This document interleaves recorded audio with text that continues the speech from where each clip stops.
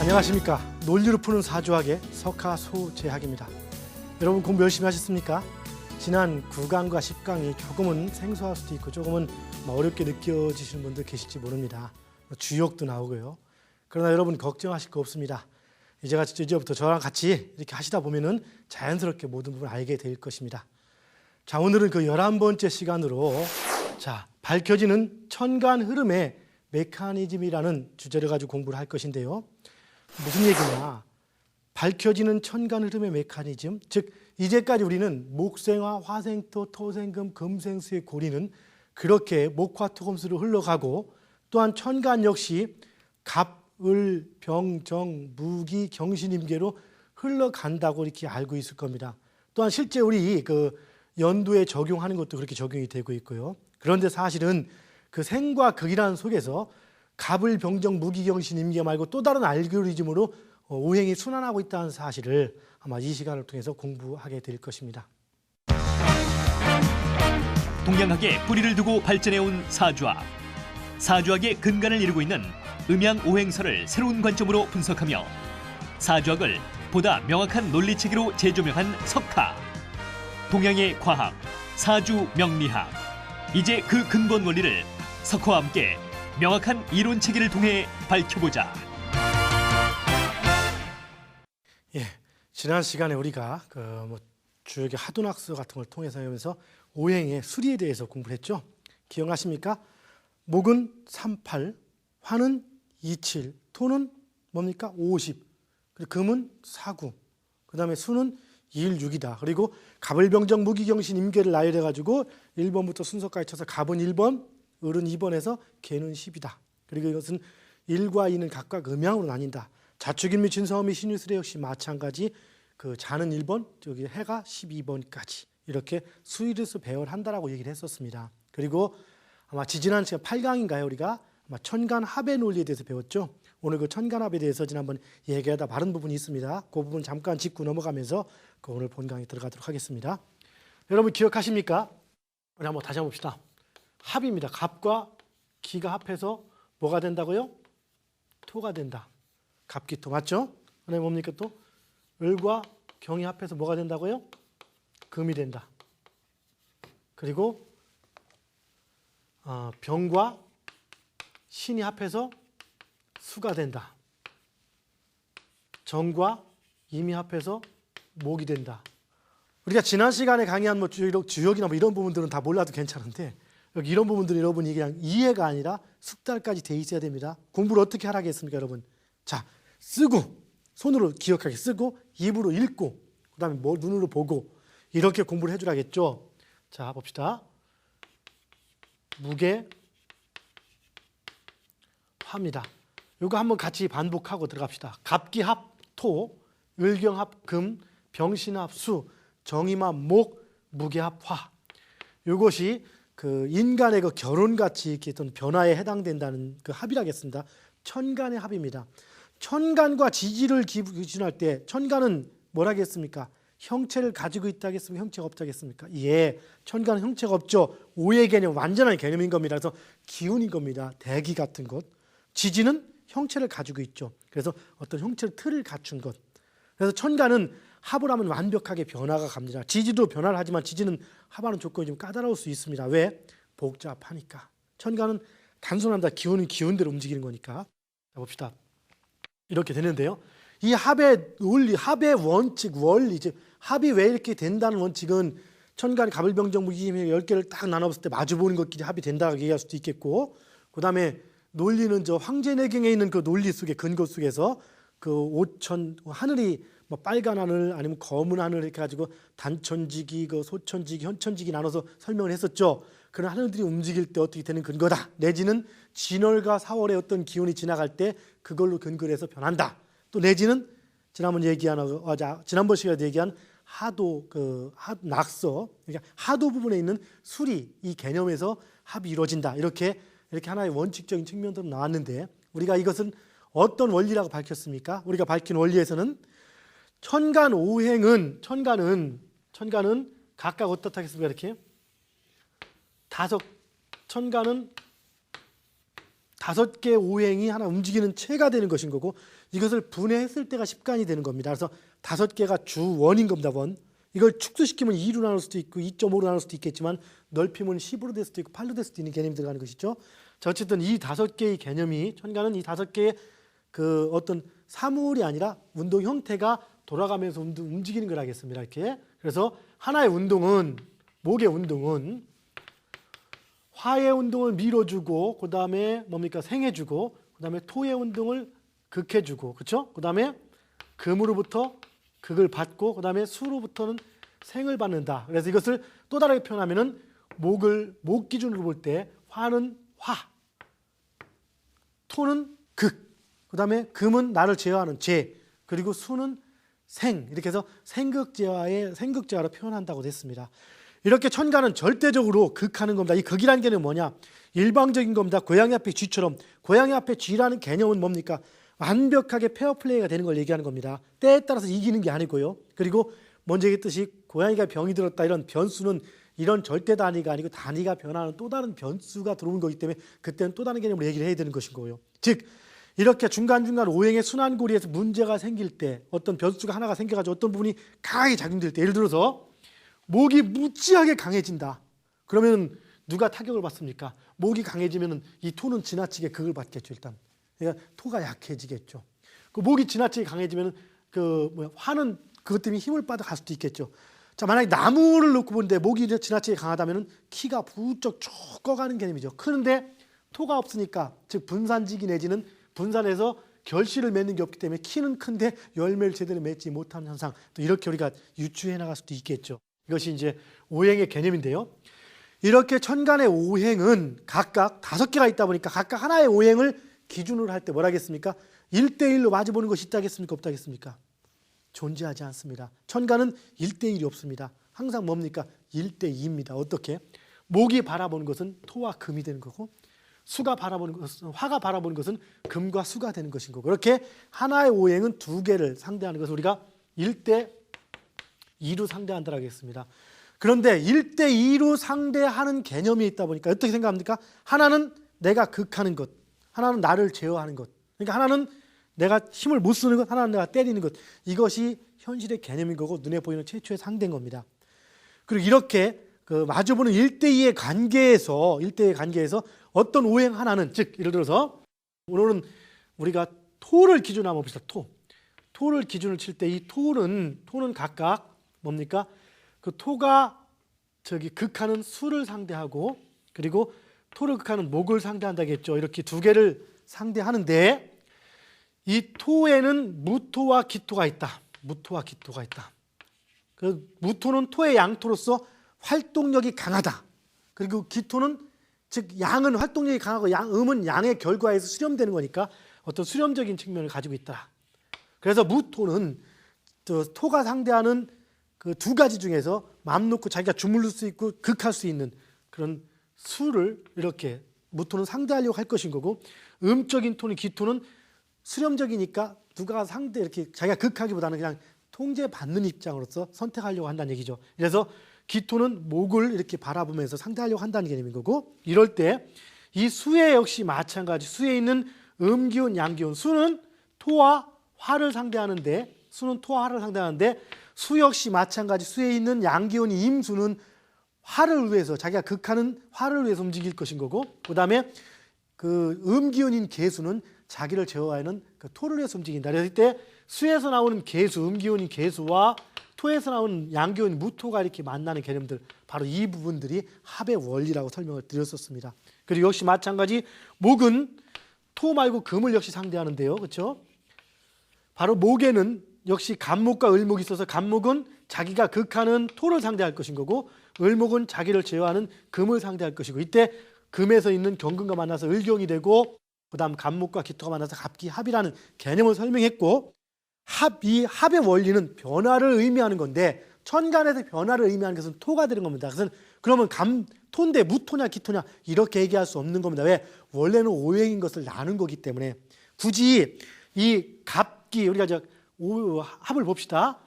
여기서 갑과 기과 합해서 토가 됐을 때 이것을 무토냐 기토냐 이렇게 나눈다라면은 갑은 무토고 기가 무토고 이런 개념이 아니고 합을 하는 과정에서 합이 막 되는 개념, 이것은 무토가 될 것인 거고, 합이 돼서 나타난 상태는 기토가 될 수 있겠죠. 이렇게 분해를 해야 되는 것입니다. 원래대로 칠 때.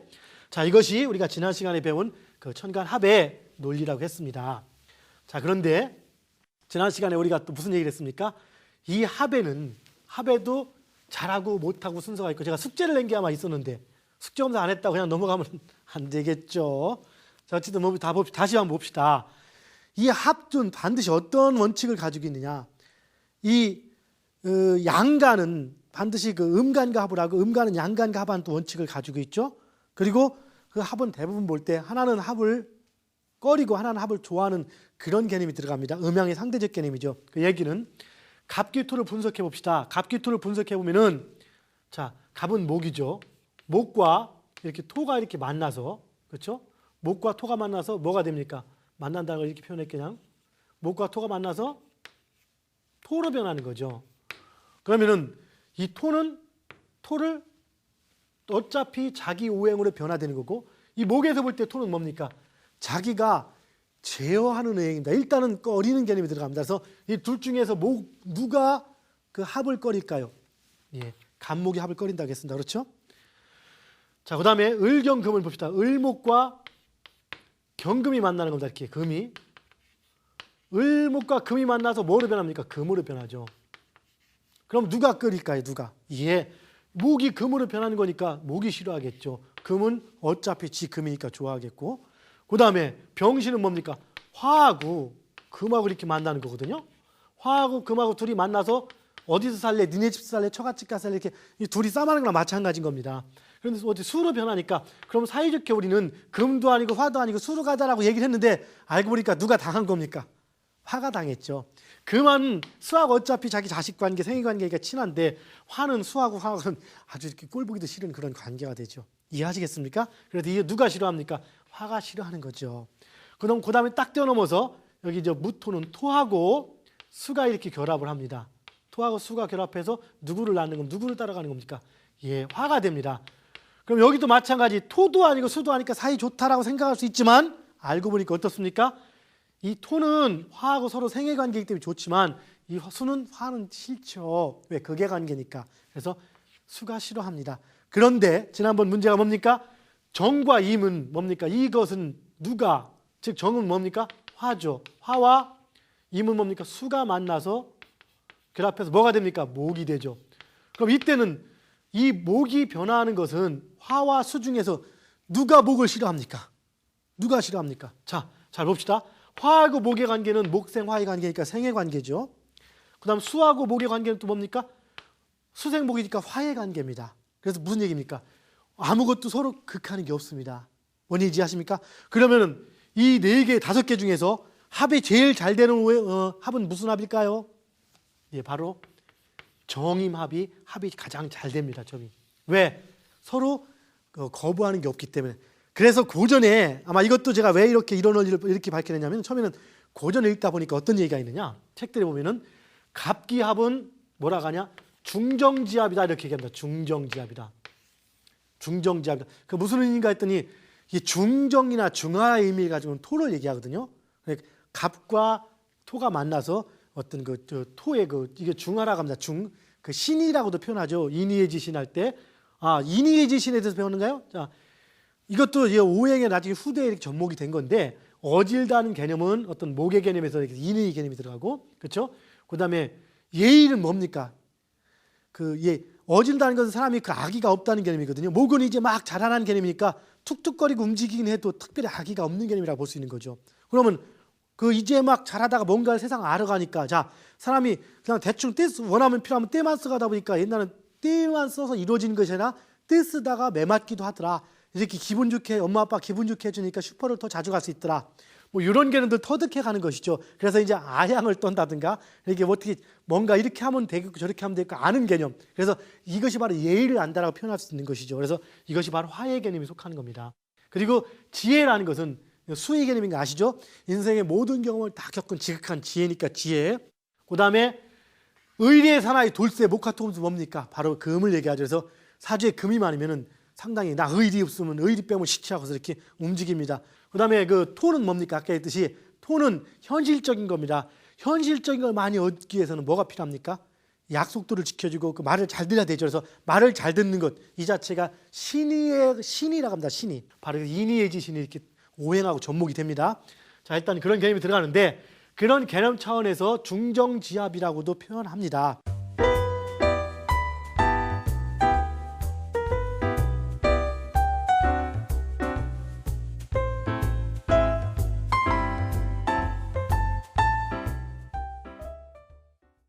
자, 일단 봅시다. 그리고 을경합을 갖다가 뭐라고 표현했느냐? 을경합을 그 의리지합이라 뭐 이렇게도 표현합니다. 뭐 인의지합이다.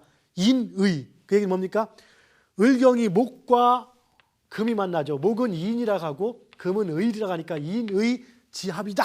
또 이렇게 표현합니다. 그래서 인의지합인데 그 의리, 결국에는 의리를 따르게 된다. 뭐 이렇게도 얘기를 했었고, 그 다음에 병신합을 요게 또 재미가 있는데요. 위계지합 아니면 위계지합, 위계와 위계 뭐 이런 개념으로 설명을 많이 했습니다.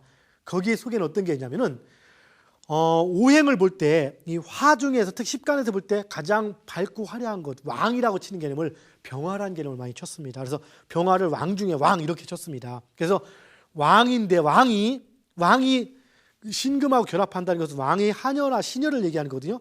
그러니까 왕은 어떤 사람이 왕 자체가 어떤 그 첩을 취할 때 병과 신은 첩의 관계라고 합니다. 첩을 취할 때 아니면 누구 궁녀를 취할 때 그것은 어떤 애정관계보다는 어떤 권위에 사는 관계다. 뭐 이렇게 표현들을 또 많이 했습니다. 그러다 보니까 권위지합이다. 뭐 이렇게 표현하기도 합니다. 물론 병화의 맹렬함과 신금의 강함을 가지고 표현할 수도 있겠지만은 그렇게 표현한 경우도 있습니다. 그 다음에 무계합은 무정지합이다라고 또 표현합니다. 왜 무정지합인가 가만히 생각해 보니까 이 그 계수 같은 경우는 이렇게 청초하고 이렇게 이런 이미지를 주지만 사실은 세상에 알 것 모를 걸 다 하는 그런 개념의 계수라고 합니다.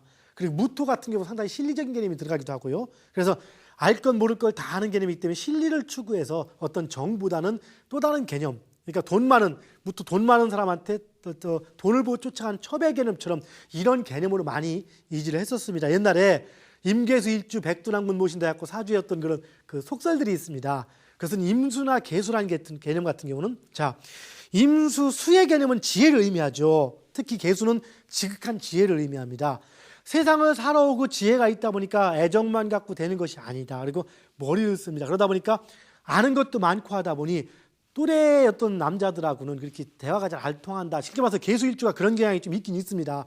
머리가 돌아가니까 좀 약간 멍청한 남자들 내지는 머리가 좀 안 들어간 사람하고는 대화가 잘 안 통하는 경향이 있거든요. 그래서 그런 것 측면에서 이러다 보니까 대화가 통하는 것은 나이가 많은 사람하고 대화가 주로 통합니다. 왜? 이미 세상을 많이 알기 때문에 물이 두루두루 세상을 돌아다니면서 볼 것 못 볼 것 다 본다고 하죠. 그러다 보니까 나이 차이가 많이 나는 사람하고 결혼을 하다 보니까 이것은 정이 앞다 해서 무정지합 이렇게 표현하는데 이것을 완전히 믿을 건 아닌 겁니다. 그런 속설이 있다 하죠.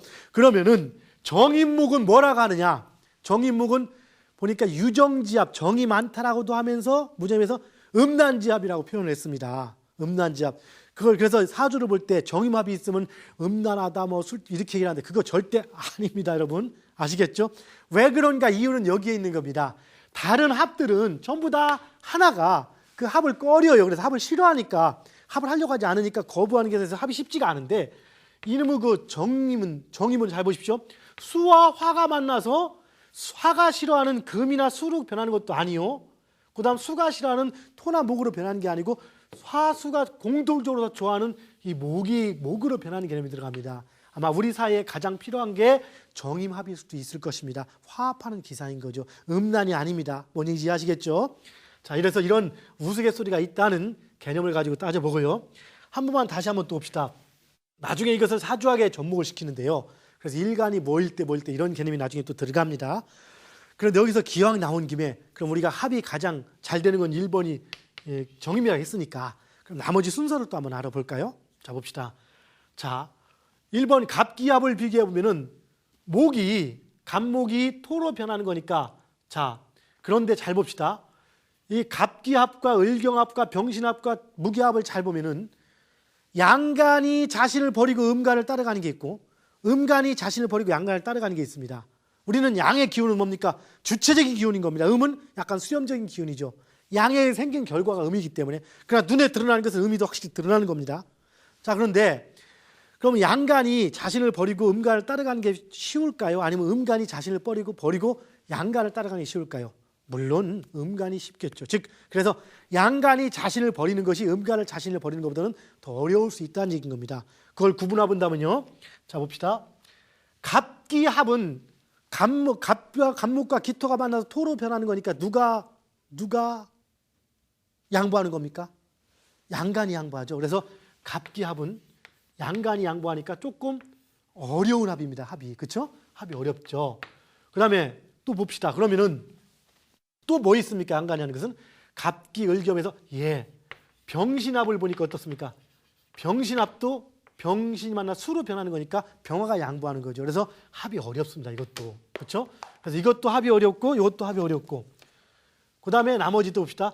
을경은 을목이 경금을 따라가는 거기 때문에 비교적 얘들에 비해서 합이 쉽죠. 그다음에 그 무게도 봅시다. 무게화로 개수가 화로 변하는 거기 때문에 개수가 변하는 것이지 양간이 변하는 게 아니거든요. 그래서 이것도 비교적 합이 쉽습니다. 그러면은 갑기와 병신하고 을경과 을경과 무게를 칠 때 어느 쪽이 합이 잘 됩니까? 을경과 무게가 합이 잘 되게 돼 있죠. 그리고 갑기와 병신은 합이 안 되게 돼 있고요. 1, 2, 3 양, 중 항상 이 논리입니다.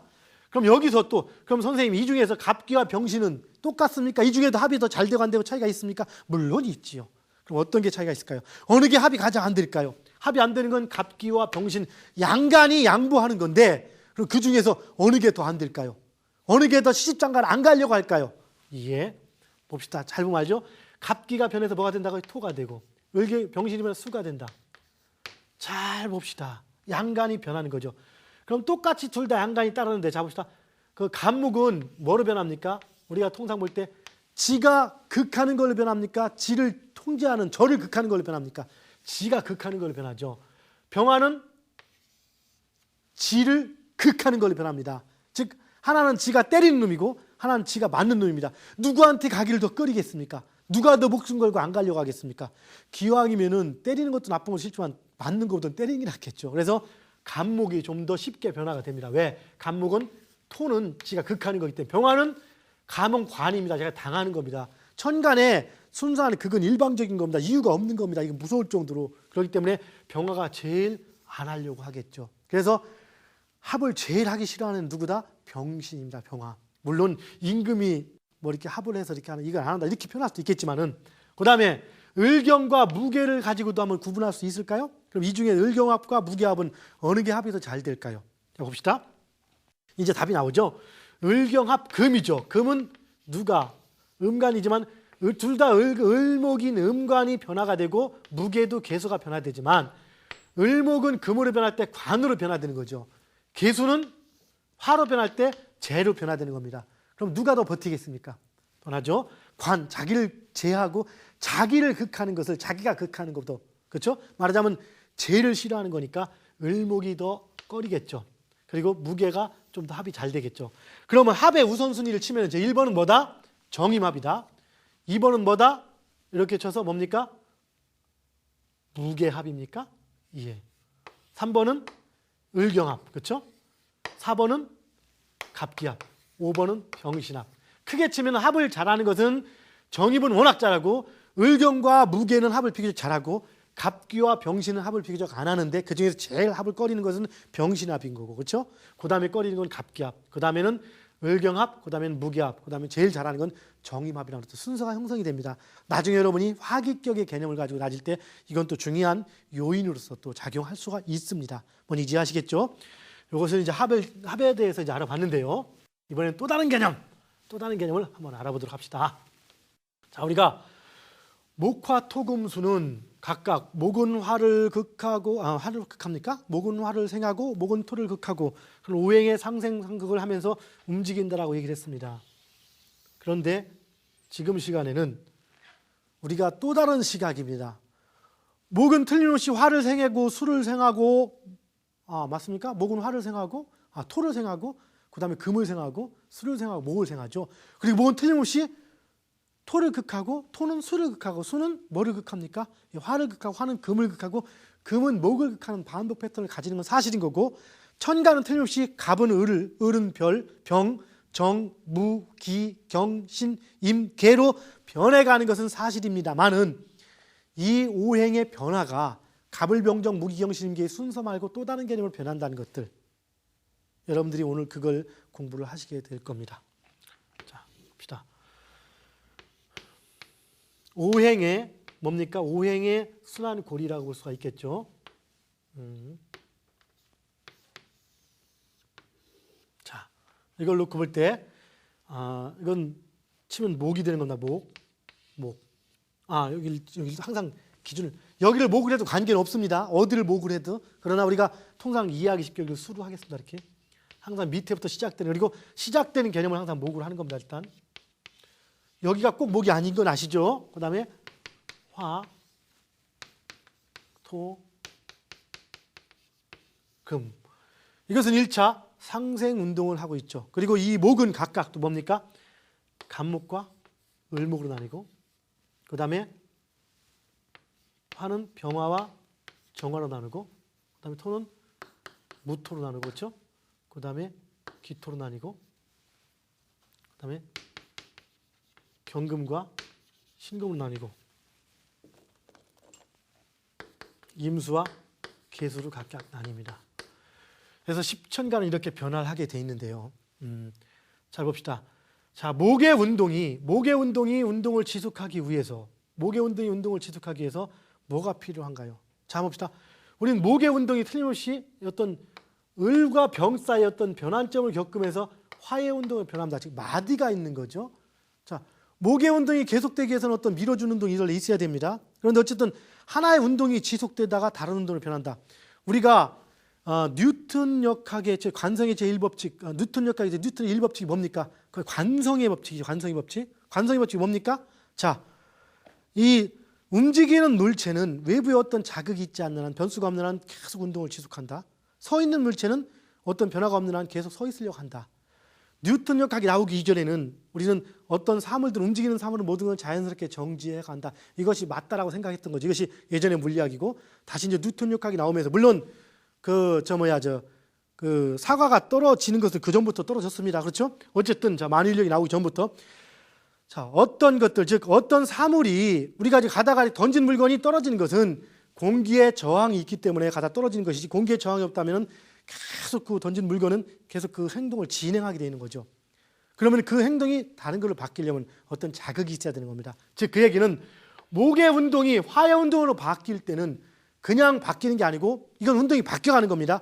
바로 외부에 자극이 있음으로써 바뀐다는 얘기죠. 외부에 자극이 없으면 바뀌어가지 않는 거죠. 즉 부딪혀가지고 변한다는 얘기입니다. 즉 하나의 운동이 어떤 운동에도 부딪힘으로써 그 원래 이렇게 가야 할 운동이 이렇게 변해가는 개념들, 이렇게 서로 변해가는 개념, 이런 개념이 지금 우리가 공부하는 개념이죠. 이런 개념.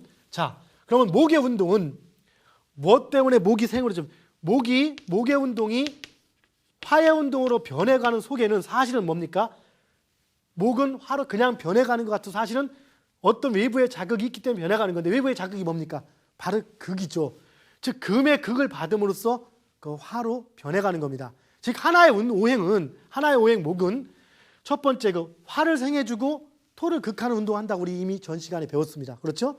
그리고 화 역시 마찬가지, 토를 생해주고 금을 극합니다. 즉 하나의 오행은, 화는 목으로부터는 생을 받고 수로부터는 극을 받지만, 어쨌든 화는 자기가 진행되면서 토를 생해주고 금을 극하는 역할을 합니다. 즉 목의 운동은 화를 생해주고 토를 극하지만, 목 자신이 화로 넘어가는 과정 속에는 이 목의 운동에 뭐가 들어있다면 바로 금의 운동에 극이 있기 때문에 화로 넘어간다는 얘기입니다. 그 얘기는 목 플러스 금, 이렇게 돼줘야만 화가 성립된다는 얘기나 마찬가지인 겁니다. 즉 목의 운동은 금의 운동이 가미가 되지 않고, 즉 목 운동 혼자는 그냥 화로 넘어가지 않는다는 얘기죠. 목 운동은 중간에 금 운동이 이렇게 자극을 줌으로써 화의 운동으로 변화가 되는 것이지, 만약에 목 운동에 금의 운동이 자극이 없다면 목 운동은 변화가 없기 때문에 하나의 운동이 계속 진행될 뿐입니다. 그럼 쭉 그냥 가는 거죠. 어디까지 갑니까? 끝까지 가는 겁니다. 그러면 목만 있지 화가 되지 않는 거죠. 즉 하나의 마디가 변해가는 이유는 사실은 뭡니까? 외부의 자극이 있기 때문에 변해간다는 얘기인 겁니다. 이것이 바로 또 다른 개념이 들어가는 겁니다. 이게 극의 개념인 거죠. 자, 이것은 요런 관점을 또 다른 관점을 한번 봅시다. 그러면은 하나의 우리가 변화가 되기 위해서는 외부의 자극이 있어야 된다. 그럼 중요한 게 뭡니까? 변화가 중요하죠. 우리는 인지하는 게 변화입니다. 그런데 더 큰 건 뭡니까? 사실은 목의 운동이 지속되기 위해서는 일단 뭐가 있어야 됩니까? 목을 밀어주는 운동이 애초에 있었기 때문에 목의 운동이 지속되는 거고, 그 목의 운동이 지속되는 속에서 다시 금의 운동이 가미됨으로써 화로 넘어가는 겁니다. 그 얘기는 목의 운동은 수의 운동으로서부터 힘을 받았기 때문에 목의 운동이 지속되는 거고, 그 다음에 금의 운동이 가미됨으로써 화로 변해가는 겁니다.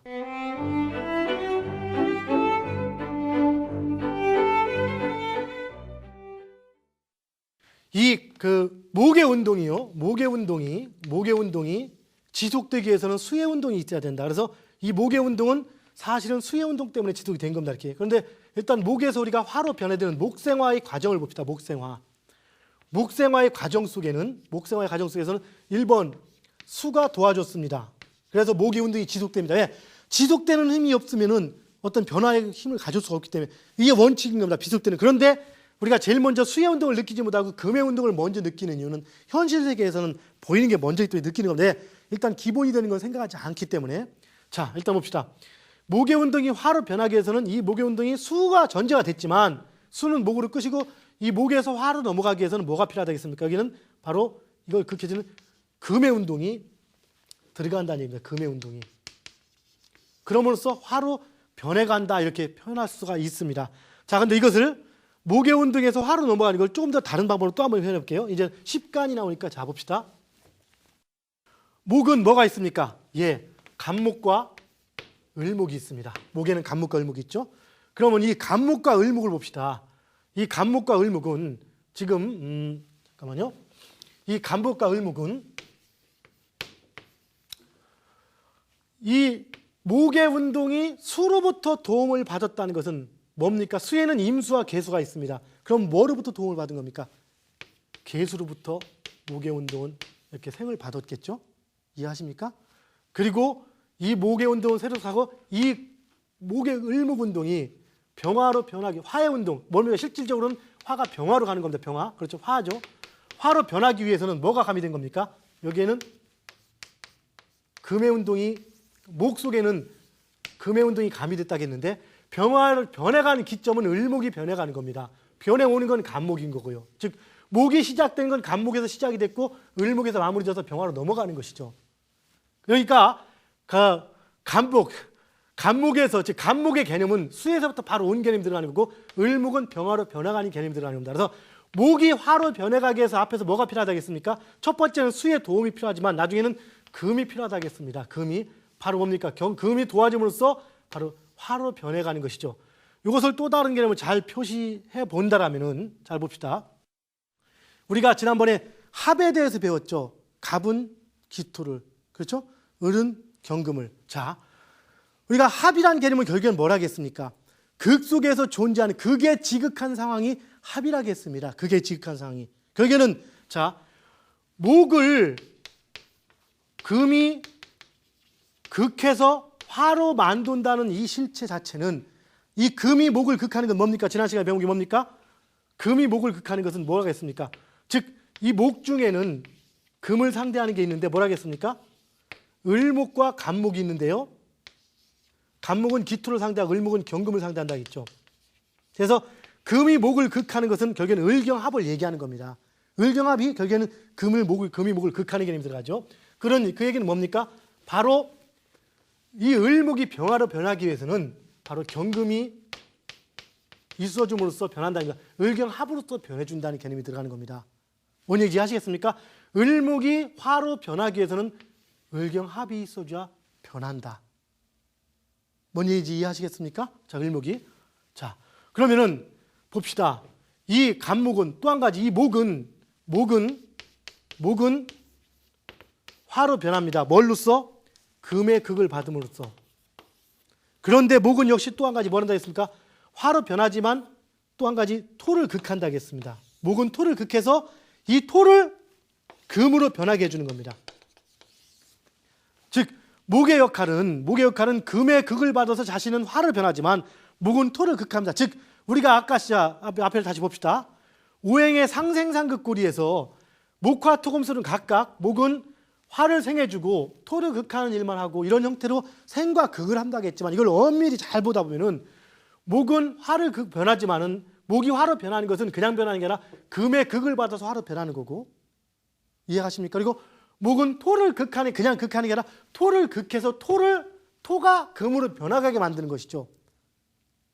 지금 오행의 하나의 역할은 즉 목은 금의 극을 받아서 화로 변하고 이 목 자체는 토를 극해서 금으로 변하게 만들고 화 역시 마찬가지 화는 수의 극을 받아서 자신은 토를 극하고 대신에 화는 금을 극해서 수를 변하게 하는 그러한 역할을 담당하게 되는 겁니다. 자, 이것들을 다시 한번 또 표현 한번 해보겠습니다. 순서대로 한번 표현해 볼게요. 자, 간목부터 일단 얘기합니다. 간목은 목인데 간목과 을목으로 목은 기어나 쓰는데 목이 토를 극한다는 것. 목은 토죠. 그럼 목 중에서 토를 상대하는 건 아까 뭐라 했습니까? 목은 간목과 을목이 있는데 간목은 토를 상대합니까? 금을 상대합니까? 간목은 토를 상대하고 을목은 금을 상대하게 했죠. 맞습니까? 그러면 간목은 토를 극하고 그렇죠? 을목은 금한테 극을 받는 겁니다. 이게. 이럴 때 이 토에는 뭐가 있습니까? 토에도 무토와 기토가 있다 했죠. 무토와 기토. 그러니까 토에 무토는 바빠요. 목 상대할 시간이 없습니다. 걔는 계속 수를 상대해야 되기 때문에 그래서 토는 역시 기토가 이렇게 나오게 되는 겁니다. 이렇게 기토가. 그래서 간목은 기토로. 그리고 금에서 을을 상대하는 건 경금이 되는 겁니다. 이렇게. 아, 이거 잘 생각해보시고 중요한 얘기입니다. 그럼 뭔 얘기입니까? 목을 놓고 볼 때, 목 하나를 놓고 볼 때 목의 시작은 갑이요, 목의 끝은 음입니다. 여기서부터는 변해가 되는 거고 여기는 변해 온 겁니다. 이렇게. 그렇죠? 변해 온 것과 변화되는 것. 자, 과거. 그 다음에 시작되는 것. 그런데 이 속에는, 이 목 속에는, 이 목에서 간목은 기토를 상대했고 그 다음에 여기 을목은 병화로 넘어갔다. 그 얘기는 잡읍시다. 목이 화로 변해가는 실체는 간목이 변하는 겁니까? 을목이 변하는 겁니까? 간목은 을목으로 가고 을목이 화로 가는 거죠. 이렇게. 그러니까 을목이 화로 변하는 겁니다. 이렇게 변하는 실체는 을목이 화로 변합니다. 즉 계수가 간목으로 변하듯이 매음간이 다음 걸로 변화가 되는 겁니다. 그럼 이것을 다시 한번 쭉 나열해 본다면 어떻게 됩니까? 목 중에서 목이 화로 변하는 을목이 변하는 거죠. 간목이 이렇게 있고 이 을목 속에는 간목은 기토로 이렇게 합을 했고 그렇죠? 그 다음에 경금은 병화로 가는데요. 어떻게 변화합니까? 경금의 힘을 조력을 받아서 병화로 변합니다. 이렇게. 그러면 계수는 어떨까요? 계수는 수 역시 마찬가지. 계수는 간목으로 변하죠. 뭘로 인해서? 무토로 인해서. 그러면 무토, 계수, 간목, 기토, 경금, 을목, 병화 무슨 얘기인지 이해하시겠습니까? 자, 다시 한번 적어보겠습니다.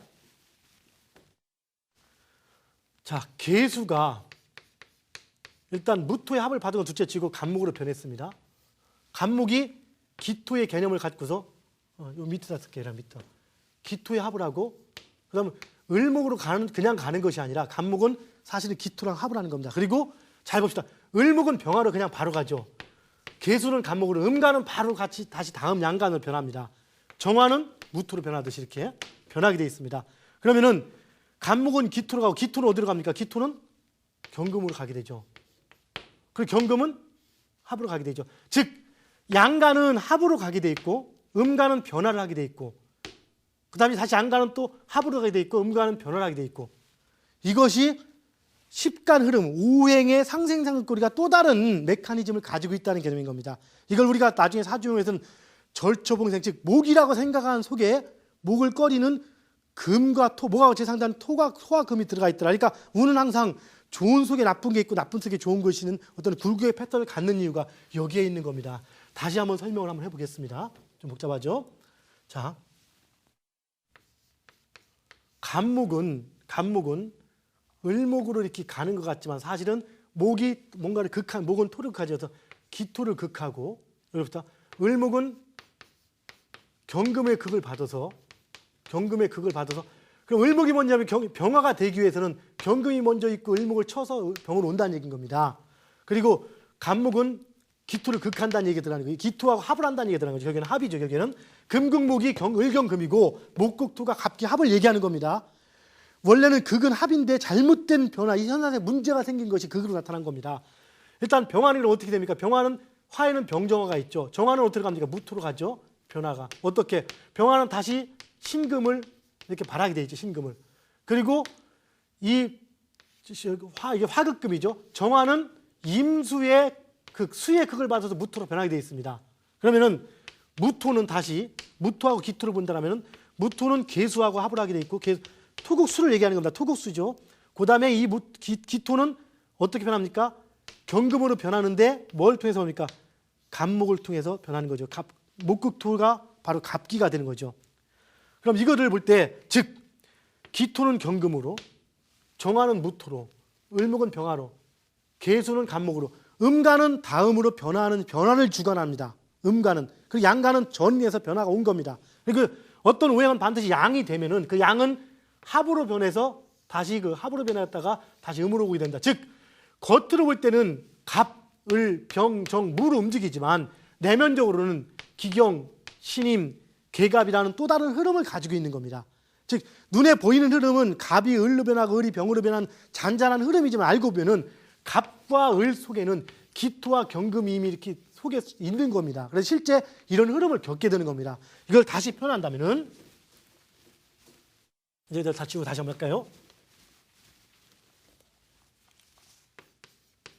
갑, 을, 병, 정, 무, 기, 경, 신. 뭐 여기까지 일단 놓고 봅시다. 이렇게 천간을 놓고 볼 때 겉으로는 이렇게 그냥 요 두채가 이게 뭡니까? 이것이 목이죠.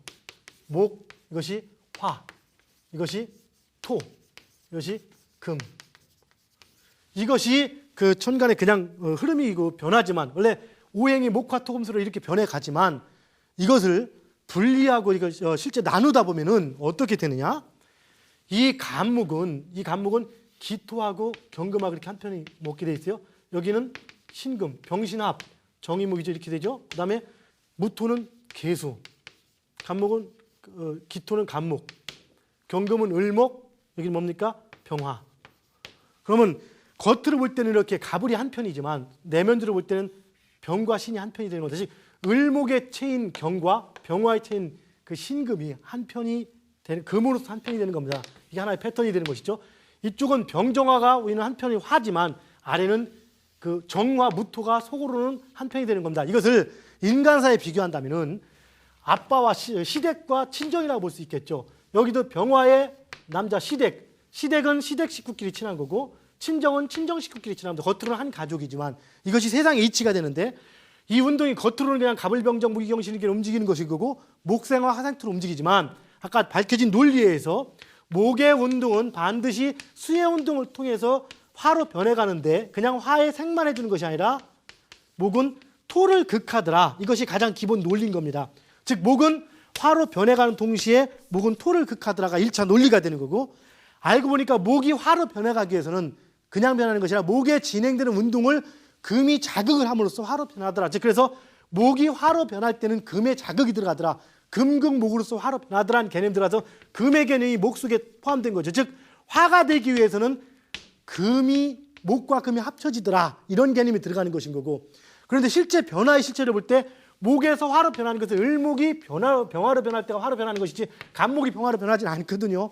그럼 을목이 병화로 변할 때 금의 자극이라는 얘기인데 금의 자극을 알고 보면 을목과 금의 관계는 합의 관계가 되는 겁니다. 그래서 을경의 합이라는 개념이 들어가는 것이죠. 그래서 목이 화로 생행하기 위해서는 을목만이 아니라 경금과 을목이 합쳐져야 병화가 된더라. 그래서 경금, 을목, 병화라는 어떤 순서가 형성이 되는 겁니다. 이렇게 경금, 을목, 병화.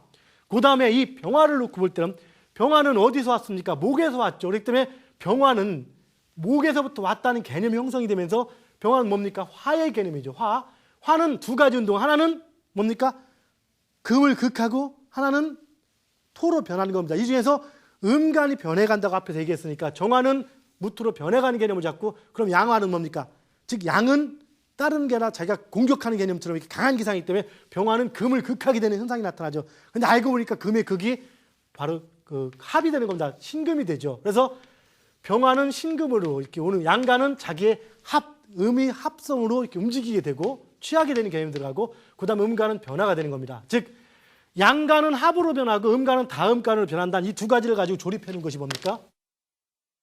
양간은 합으로 변하니까 기토로 변하는 거고 음간은 뭐로 갑니까? 병화로 다음으로 변하는데 음간은 어떻게 해서 그 관의 작용을 통해서 그래서 이 관의 작용이 알고 보니까 금의 작용인데 이 금의 작용을 알고 보니까 경금이 되는 거죠. 즉 그걸 합쳐놓으면은 간목은 기토로 가고 그다음 을목은 병화로 가는데 경금과 을목이 합해서 병화로 간다더라. 근데 이 병화는 항상 어디로 가는 거야? 병화는 다시 기토로 가는 거죠. 즉 간목은 기토로 가는데 이건 기토지 않습니까? 기토는 음이죠. 무토기토에서 음이죠. 음은 뭐로 갑니까? 기토는 반드시 경금으로 가게 돼 있죠. 기토는 경금으로 가게 돼 있죠.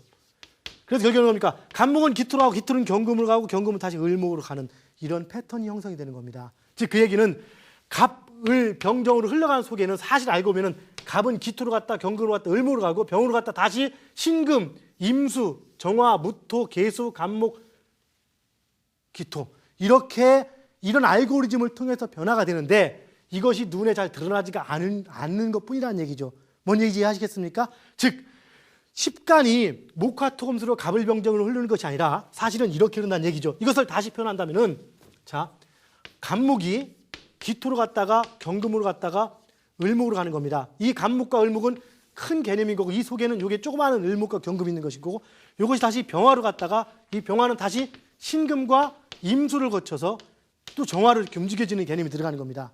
이것을 오행으로 표현한다면은 간목은 왕목이 을목으로 이렇게 넘어가는 속에는 작은 토와 금이 들어가 있는 겁니다. 상대하는. 그리고 목과 화는 그냥 넘어가죠. 그리고 화가 양화에서 음화로 넘어가는 과정 속에서는 이렇게 작은 금과 작은 수가 이렇게 존재하게 되는 것입니다.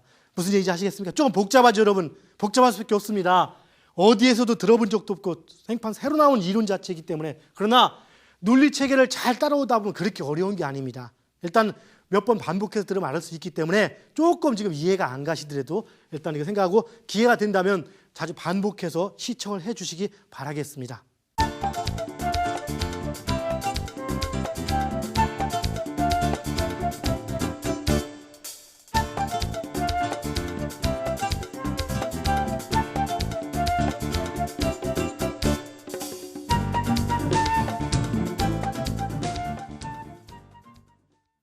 여러분 어떻습니까? 좀 혼란스럽고 어렵죠? 정신이 하나도 없죠? 아마 그럴 겁니다. 그런데 우리가 지금 하는 학문이 뭡니까? 인생의 흐름을 찾는 학문입니다. 대충 그 주먹구구를 해가지고 될 수 있는 그런 문제는 아닌 것이거든요. 지금 저거 몰라도 관계없어요, 여러분. 왜? 하면서 계속 알게 될 테니까. 지금 저거 한 번에 다 알아듣는다면 여러분은 분명 천재입니다. 여러분은 천재입니다. 이해하시겠죠? 지금 몰라도 괜찮으니까 걱정하지 마시고 단지 목생화, 화생토, 토생금이 있다. 근데 머리 복잡하냐? 예, 조금 인생사가 이렇게 단순한 인생사가 있습니까? 대충 볼 땐 단순해 보여도 아주 복잡한 겁니다. 그러나 조금만 그 원칙을 알고 나면 그건 어렵지가 않습니다. 지금 자 목과 화 속에 즉 갑과 을이 겉으로 볼 때는 갑을 흘러가지만 겉으로 볼 때는 서로 좋아 보이지만 가까이 가보면 저 부부도 맨날 싸우고 있더라 이런 것처럼 갑과 을이 흘러갈 때는 그 속에 기토와 경금이 들어있더라. 근데 이것은 합이더라. 여러분이 어려운 이유는 뭐냐? 합의 논리와 오행의 논리가 아직 머릿속에 완전히 익지 않았고 그냥 이해만 돼 있고 익지 않은 상태이기 때문에 어려울 수 있는 겁니다. 그래서 빨리 여러분들 숙달을 많이 시키세요. 시키다 보면은 받아들일 수 있습니다. 다음 강의부터는 많이 수월해질 테니까 오늘 조금 저기 하시고 시간 되시면 여러 번 반복해서 시청해 주십시오. 알겠습니까? 오늘 고생 많으셨습니다. 하십시오.